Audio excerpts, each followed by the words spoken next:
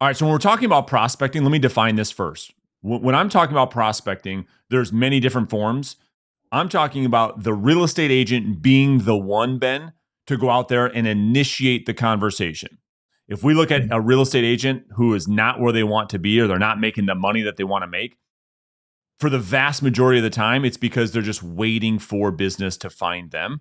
And so there are probably hundreds and hundreds and hundreds of mistakes that people make when it comes to prospecting. We're going to boil it down to like the top 10. All right. So when we coach real estate agents, we say, okay, well, let's look at their behavior. And there's 10 like most common things that agents are really, really getting wrong that keep them from getting enough leads and generating enough appointments, et cetera, et cetera.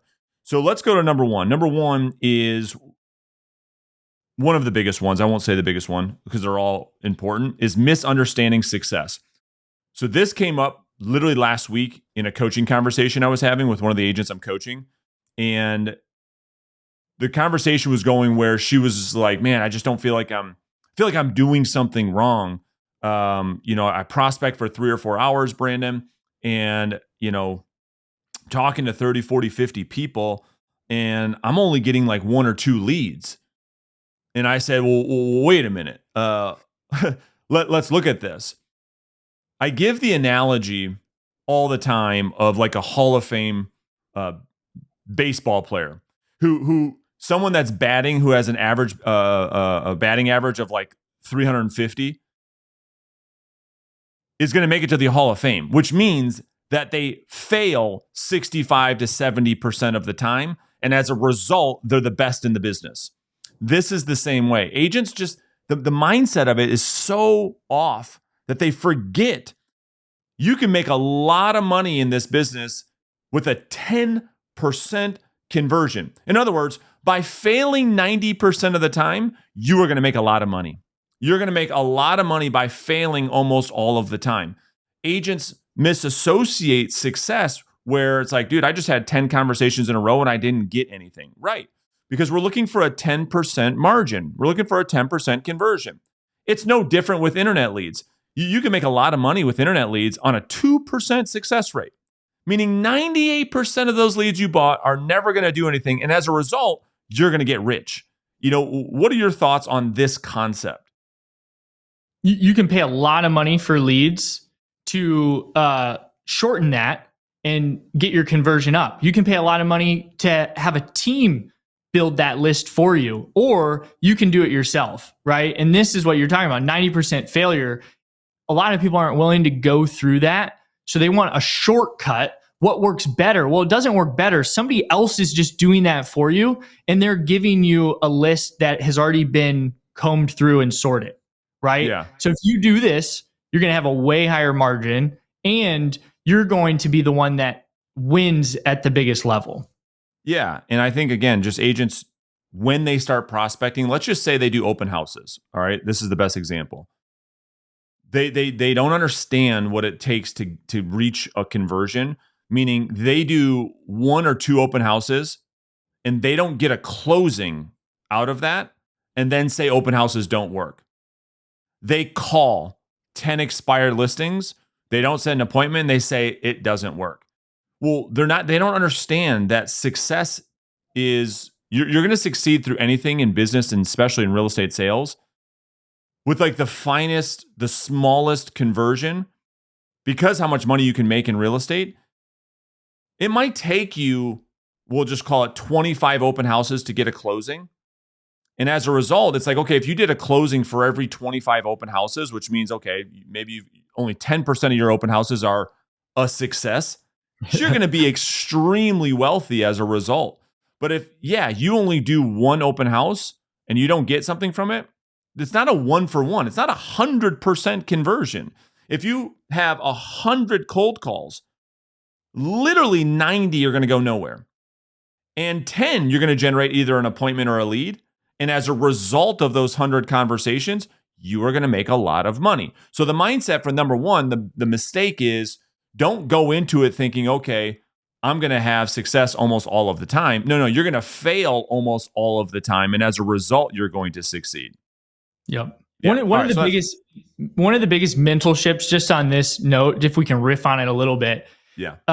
Perspective wise, that I did that really made a big difference was, okay, I took the success I had, the commission I had over, say a quarter at minimum, and I divided it by conversations, divided by open houses, so that mentally I don't care about the outcome. But now the perspective of the time spent on that task, regardless of the outcome, I know what it's worth. Such a great point. In other words, you're saying, okay, if you prospect for a good 6 months, and let's just say, let's just do the math on that, right? So, to your point, I think this is a really, really smart. So, in 6 months, let's just say you're doing 20 conversations a day, 5 days a week. So, that's 400 conversations for the month. So, you do 2,400 conversations over the course of, let's say, 6 months. In that 6 months, you take 2 listings a month, right? So, or you sell two houses a month. So 2 times 6, so you do 12 closings, and as a result, let's just say your average commission is $7,500. Is that fair? Yep. All right. So you make $90K in that 6 months. What you're saying is take the $90K, divide that by the 2,400 conversations. Each conversation, regardless if you get something from it or not, is worth $37. That's right. And then having the mindset to say, well, I don't care. I know that every single person that picks up the phone, answers the door, returns a text message is worth $37 to me. So I can detach from the outcome of getting a lead or an appointment, because every single time someone tells me no, cha-ching, I get $37. It's a great point. Yeah. So it's like, hey, if I want to go make some money, I got an hour to spare. I know that time is worth something, right? And so for me, it's like, man, it's worth $260 an hour at this example. Okay, now regardless of the outcome, I'm going to sit there and make a little bit of money right now. Great point. Which brings me into mistake number 2, which is not tracking your numbers.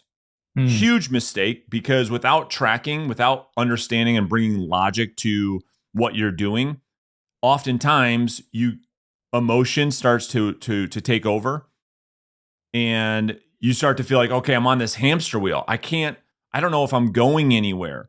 And it's like, well, yeah, because you're not tracking anything. You don't know, as an example, you don't know that you're actually setting a listing appointment for every 89 conversations that you have. And because you don't know that, you make 50 conversations and you don't get anything, and then you quit. Yeah. But had you known it, on average, over the last 4 months, it's been taking you 89. It's like, well, yeah, why would I expect to get an appointment? It takes me on average 89. I only did 60. That's all emotion. When you start to track your numbers, it starts to tell the story, number one. Number two, the brain needs evidence that it's making progress to keep going. And so there's no better way to prove it to yourself that you're making progress than to prospect over the last 90 days, look at a tracker and say, wow, look at how far I've come. I mean, you want to improve any area of your life, track it. It almost guarantees that you behave better. You want to lose weight, track your calories, like track everything you put in your mouth. And I promise you will make better decisions. I promise you will eat less. You want to save money or get better at, not wasting money? Track every single penny that you spend. The simple fact of tracking it will make you behave better, because you're actually documenting your behavior.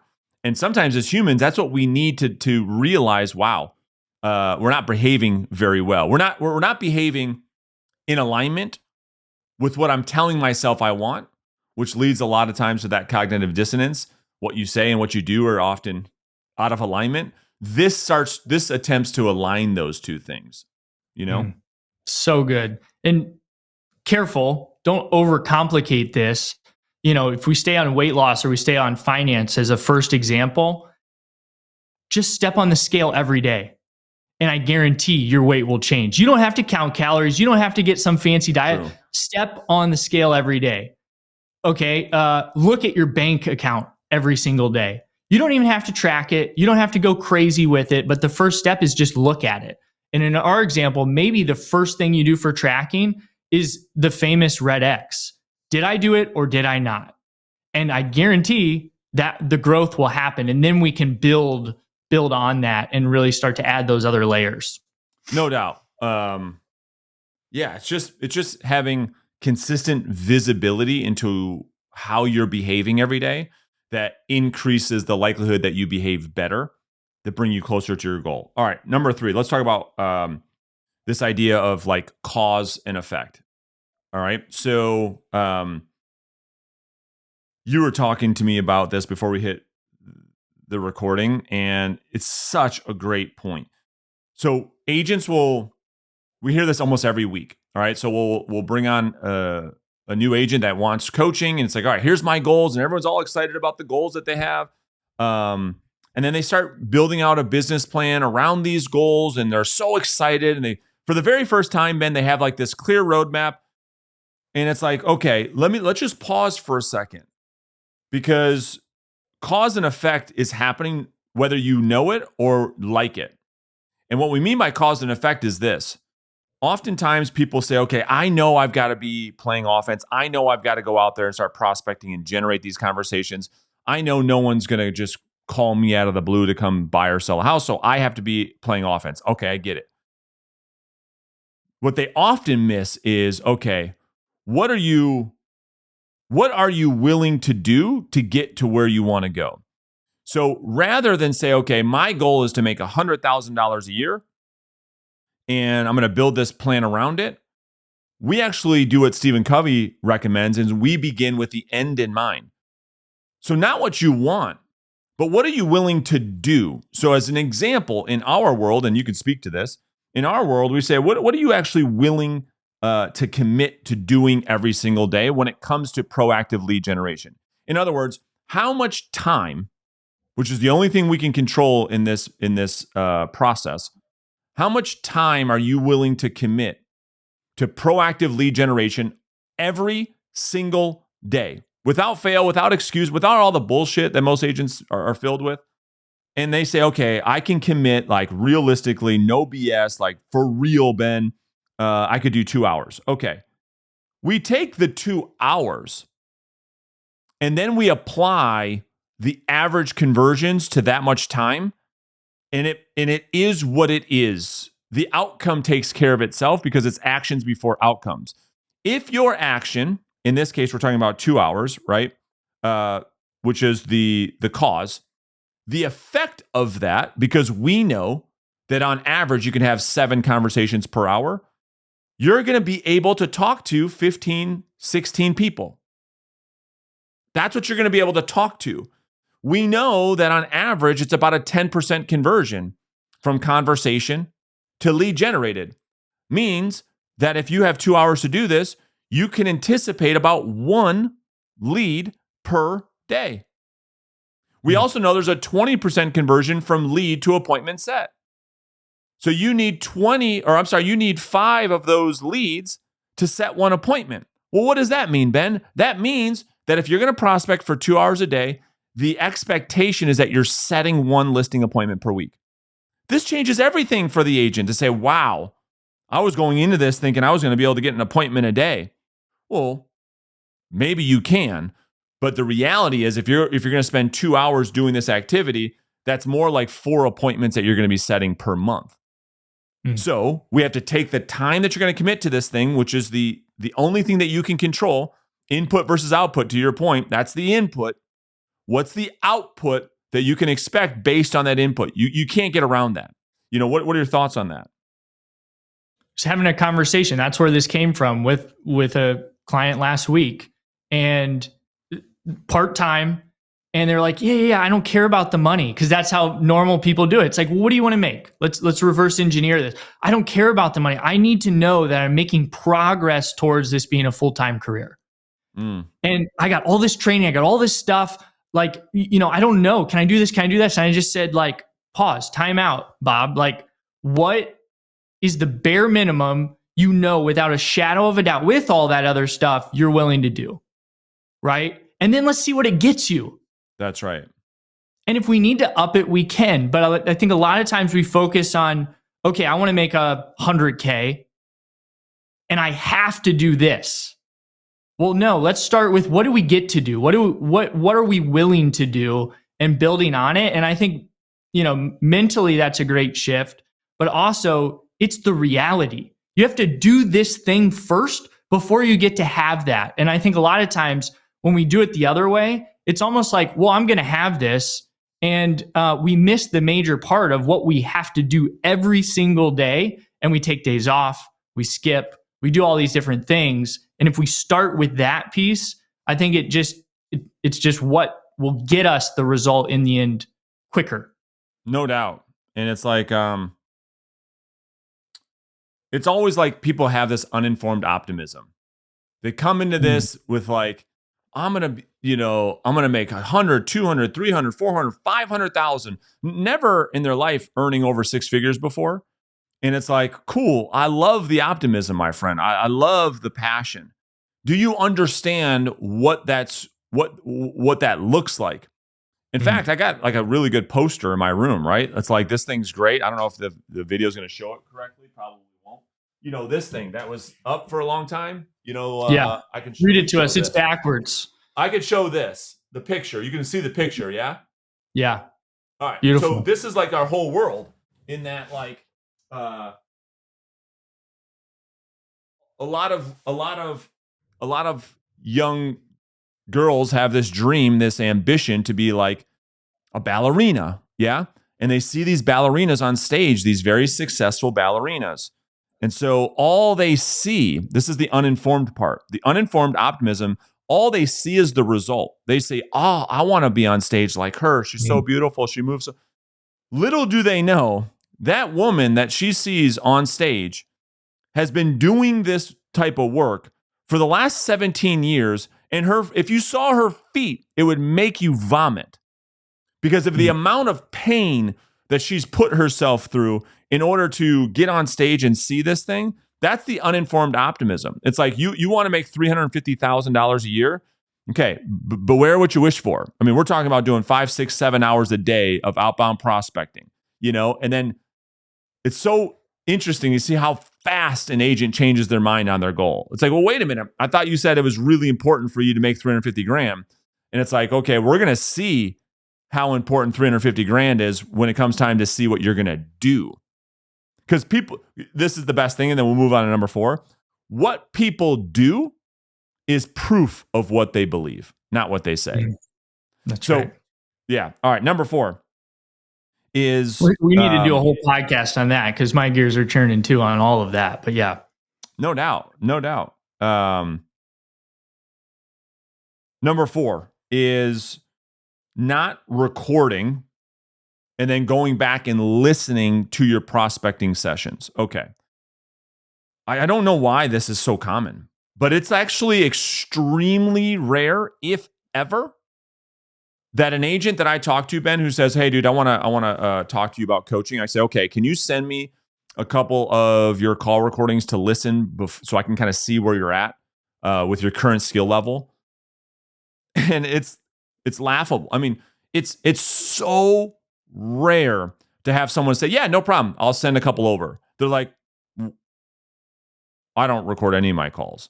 I'm like, how are we in a profession that is skill-based and our income is a direct reflection of that skill, yet we don't have a mechanism to review how it is that we're performing? It's amazing to me. It's amazing to me. And so it's like, how do you expect then to get better if you don't first understand how you're performing now? Goes right in line with not tracking. Go ahead. Yeah.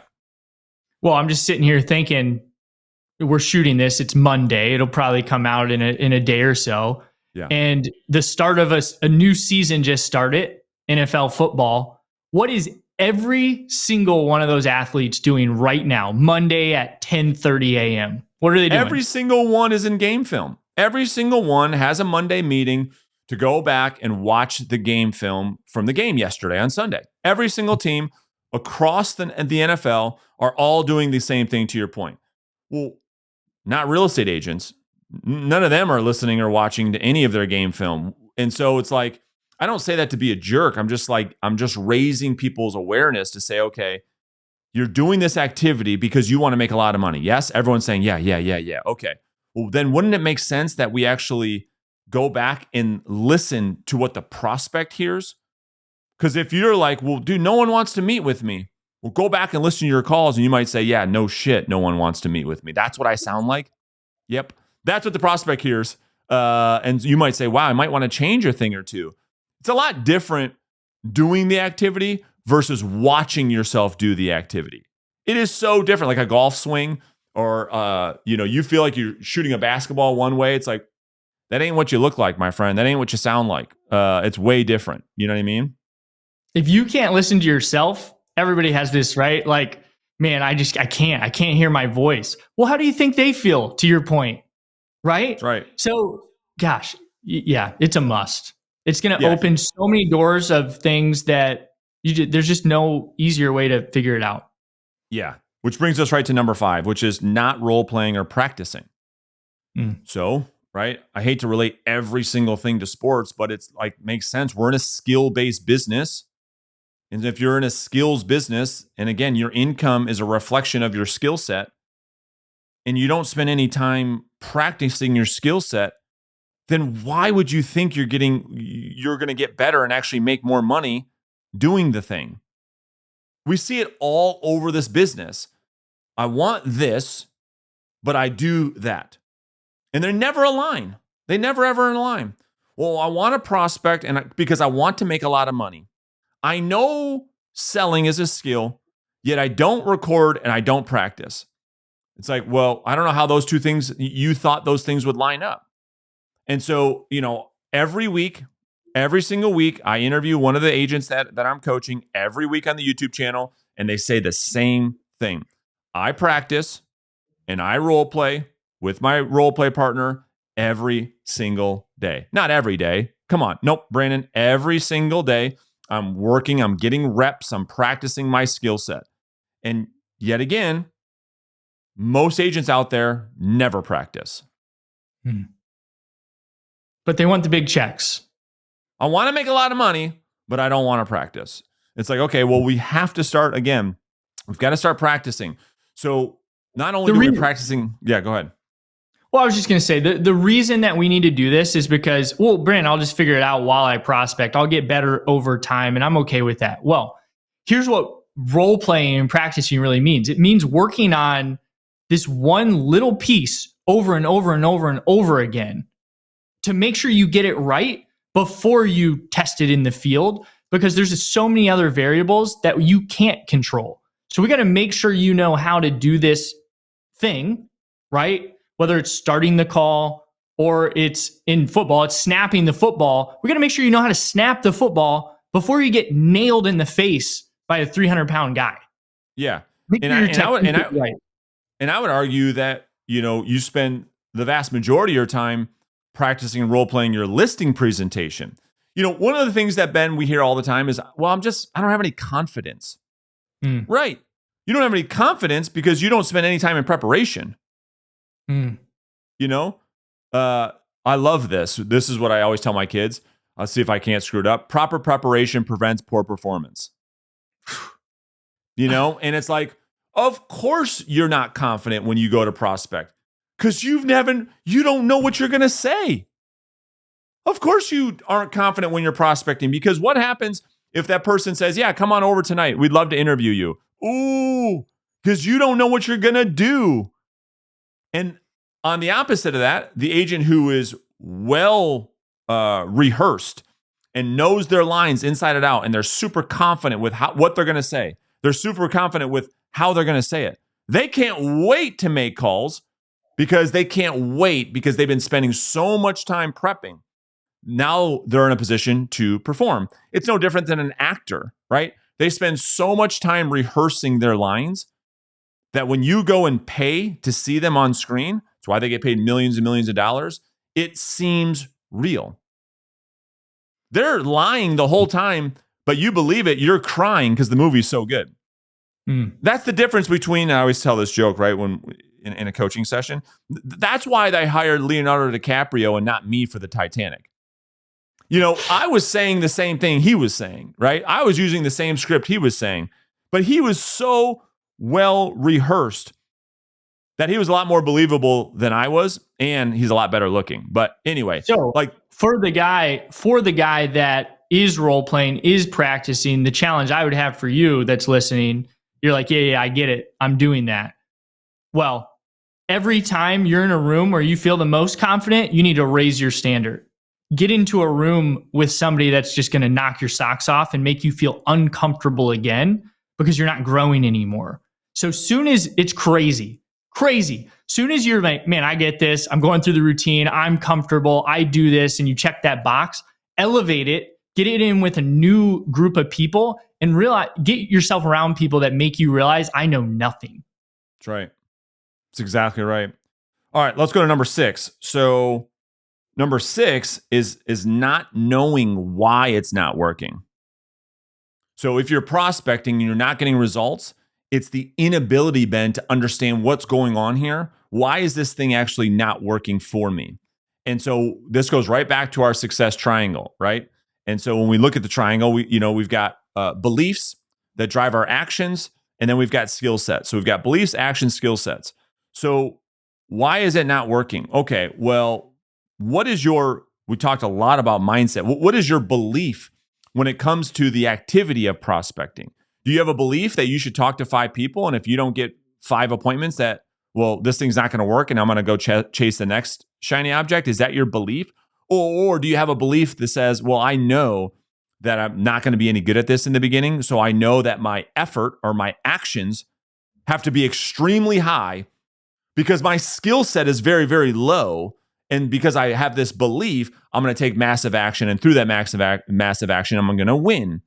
What happens over time is through massive action, your skill set then starts to get better. Then your action can come down to get better results. There'll be a day where you don't have to prospect 5 hours a day to get the same or better results because your skills increase. But understanding, where am I lacking? What's the real issue? Do I have a mindset or belief issue? Do I have a lack of volume or action? Hint, hint, probably both. And then, or is it a lack of skills, is it a lack of conversion? Somewhere within inside of those 3 things lives why this thing isn't working for an agent who is attempting to go out there and generate conversations. Would you agree? 100%. And that's, where tracking comes in, really evaluating this every day on the activity side to see where you stack up, but then also the belief side.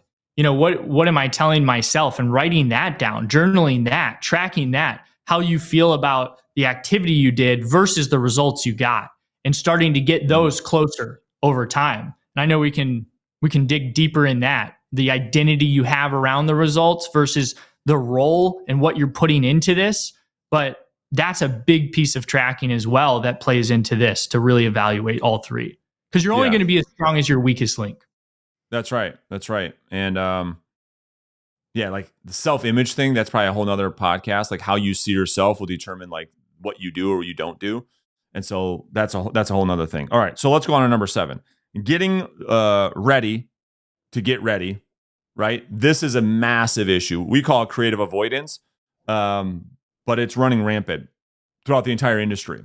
They're just frozen in all kinds of psychological issues that keep them from actually taking action. And so they come up with all kinds of reasons.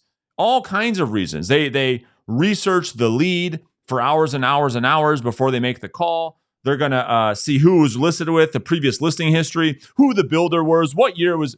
It's like, just make the call. And then they do the 4 hours of research and it's like, oh, now I got to go to lunch. I couldn't get to it today because I was, you know what I mean? It's like getting ready to get, no. Just stop. You're just avoiding doing the actual work. Or the one I love the best too, Well, I can't prospect, Ben, until my website is ready. I mean, what if they look me up on the internet and my website isn't ready to go? Or what if I don't have my business cards? Or what if I don't have my logo? What if? And so all we know is that perfectionism is simply procrastination in disguise. But agents literally believe it. They actually believe, right? They say, well, I can't prospect until my logo is just right. But they believe it. It's interesting.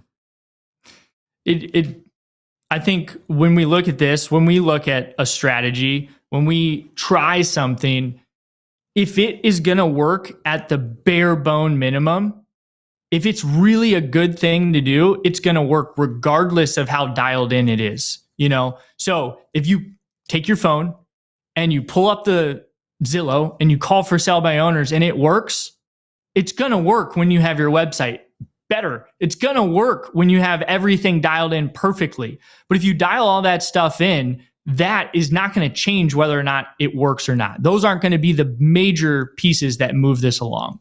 So that's just take action. That's right.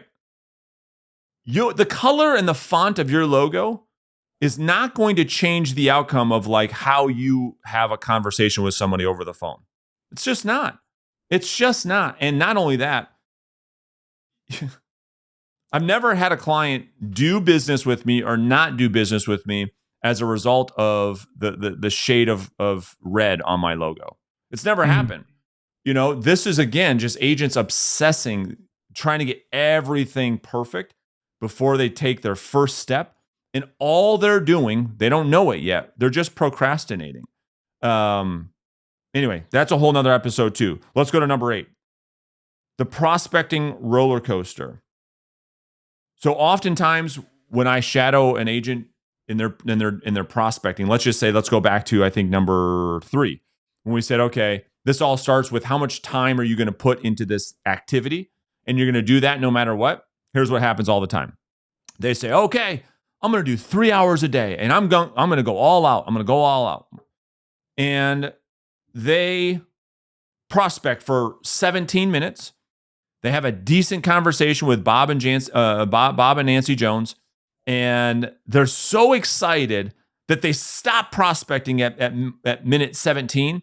And they're like, oh, I got one. They start to live on this hopium, you know, and they start doing a CMA. They start saying, okay, this is so exciting. And then they stop doing the thing, or they set an appointment, and then they stop prospecting all week, and they spend all their time babysitting this one appointment. Then they go to Bob and Nancy's house, and it's a no-show. Yeah. It's like, oh, it's like, yeah, dude, like we see it all the time. It's like the roller coaster of income in this business, to your point. Agents will have, work really, really, really, really hard for 90 days, get a closing, get a $17,000 check, and it's like, oh, now I'm rich. And they stop doing the thing that got them the $17,000 check, where they end up just selling 3 or 4 houses a year. It happens all the time. I think volume, to take this a little deeper, solves everything in all areas, right? So if you have an abundance of calls, now you have an abundance of leads. You can be more choosy. You're not as attached to them. If you get that no-show, you're able to shake it off and move forward a lot quicker. So yeah, anyway, that's the biggest thing we're nailing home here, is just to get off of that, we have got to just do more of it. What a great point. I didn't even think about that till you just brought it up. And that is so true. We've always said for years, the more you prospect, the less you have to tolerate, and vice versa. If you do very, very, very, very little prospecting, the only thing left for you are the crumbs. Yeah. The bad listings with the unmotivated seller who wants to overprice their property. That's all you end up getting, because the agents that do a lot of prospecting end up saying no to that business. Because it's like, dude, if you have 10 or 15 active listings, you're going to close on, 6 or 8 properties this month. You got 15 appointments set for the week. You got no problem canceling on the appointment with the most unmotivated or biggest pain in the ass seller. It's like, you give that one to the rest of the herd, where you don't have to deal with that. You've got choice. But if you have no choice, you're going to be super attached, to your point, super desperate, super needy. You end up with a listing where you get for 1%, it's overpriced. It's never going to sell. All right. What are we at? We're at number 9. Okay. Massive one. Consistency. Now, you may hear that and say, yeah, duh, but there's a lot that goes into consistency. My belief, Ben, is that if you're not going to be consistent, in other words, if you're not going to prospect at least 5 days a week, that I would go as far as to say you probably shouldn't do it at all. And the reason for that is I made a video a couple of months ago talking about the psychology of money, that book, and what I learned from that book and how we can apply that to the business of real estate sales. And one of the concepts, the reason why consistency is so important is because in prospecting, we don't know which days are going to result in you getting the outcome. In other words, we talked about this a lot in this episode already. Number one, if let's just say 10% of your conversations are going to turn into either a lead or a listing appointment set, well, you don't know which contact that's going to come from. If it takes you 100 conversations to set one of those appointments and you're prospecting inconsistently, let's just say it takes you 100 on average, okay? The agent who does 100 every single week, on average, is going to get their one appointment. They do 100 every couple of days, they're going to get a couple. But if it takes you a couple of months because of your inconsistent behavior to talk to 100 people, well, then it's no doubt that you only have one listing appointment every 90 days. And you just don't know where that's going to hit. And so you might go 3 or 4 days and get nothing. And then on Friday, you set 2 appointments. But the agent who's inconsistent, who only prospects twice a week, or sometimes here, sometimes there, they might not get they're probably only getting appointments on average every 6, 8, 9, 12 weeks. And it's like, well, yeah, dude, you're missing the best days. Just like that book talked about, you could probably talk about this more eloquently than I can.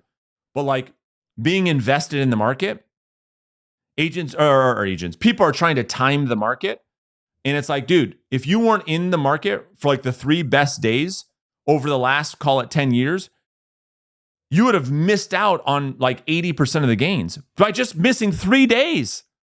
It's insane. So 5 days a week, but what I think also long-term, like minimum, how long should we commit to this strategy? Because oftentimes they say, well, I did it for 5 days for X amount of time and I didn't get the results. So like, I mean, is it 2 weeks, Brandon? Is it 3 weeks? Is it 2 months? Is it 2 years? Like how long? Yeah. I mean, I've always told everybody, like, if you're going to do any type of strategy and say, is it working or not? Okay, let me take a step back. If you're not consistent, you can't say that it doesn't work. In anything. If you're not consistent, you can't also say it doesn't work. I don't care what the tactic is. In this case, we're talking about prospecting, but it would go for anything, Ben, that like I would give it a good, solid 6 months minimum of like being consistent without ever missing, like a concerted effort. We're talking about 20, 30, 40, 50 contacts per day for a minimum of 6 months before you even start to try to deem and say, oh, this does, before you place any judgment, a minimum of 6 months. The same thing would go for internet leads. The same thing would go for open houses. The same thing would go for door knocking. The same thing would go for Google pay-per-click. And I don't care what the client acquisition model looks like, just that you go all out, really master it for a minimum of 6 months. Most of the time, I would say 12 months to answer your question, but 6 months minimum. All right, awesome. Let's talk about number 10. Perhaps it could be the best environment. This is, as human beings, we behave the best when we know people are watching. You don't have to like it. You don't have to love it. It's just reality. Like if you're doing it's so funny. I started working with my personal trainer again in the gym, and we were having a conversation. The simple fact that they're sitting there, my reps are more weight. I'm pushing it more so than when I work out by myself. They don't even have to say a word. But because she's sitting there watching every single rep, I'm going to actually push more. And the same thing goes for prospecting with a group of people, either in person or over a Zoom. You're going to do and say things that you normally wouldn't do or you wouldn't say if you were just doing this by yourself. You would chicken out and you wouldn't respond to the objection if you're by yourself. You wouldn't make as many calls as if you were by yourself, et cetera, et cetera. So being in an environment where you're with multiple agents that are doing the same thing you're doing, not only will have you do more, but you'll do it better, And I get it. most agents are probably the only agent at their company doing this type of work, and it's lonely out there. So you have to change the environment. You have to control the environment. Would you agree with that?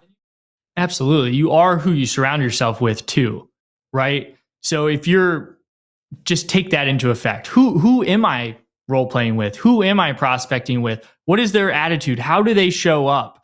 I think we all would want to jump on and role play and practice with Brandon every morning, because then that would be the best environment and that would be exactly what I need to get there. But it's like, how do you show up, and who do you tolerate to allow, or sorry, who do you tolerate to be around you and put the things in your head that might be keeping that environment from being what you need to get to that next level?